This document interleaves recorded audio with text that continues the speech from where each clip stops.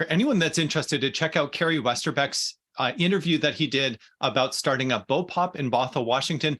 I continue to say that that was an interview that changed my life because it prompted me to take a similar action to the one that he took. So what, in answer to the question that was asked in the chat there, the question that he posted on his Facebook page for his community, I think there's like 30,000 people on the Bothell Facebook page.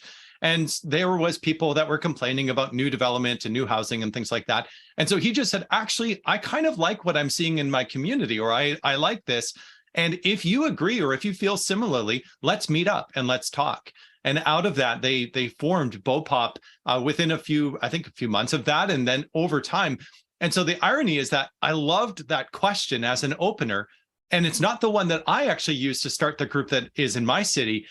And yet I would recommend it to everybody. But the approach that I took was we had a public hearing debating the restrictions around secondary suites or garden cottages or accessory dwelling units, whatever you call them in your municipality, but a second unit on a lot in a single family neighborhood.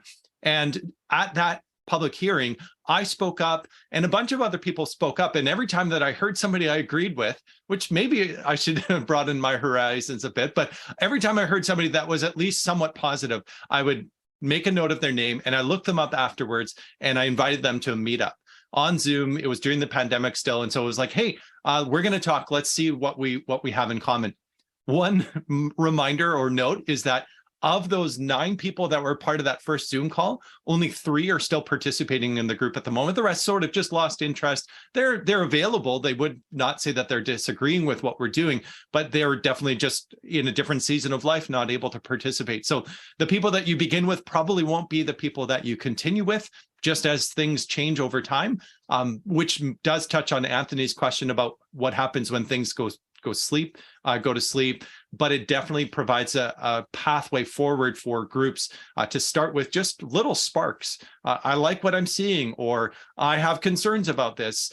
One of the benefits of starting around something that you're positive about is that it sets a better tone, but sometimes you just have to say, like, I don't like when my community is on fire. If you agree, let's talk. And that may be one of the ways in which you connect with people. Just leave feelers out there to see if anybody finds it.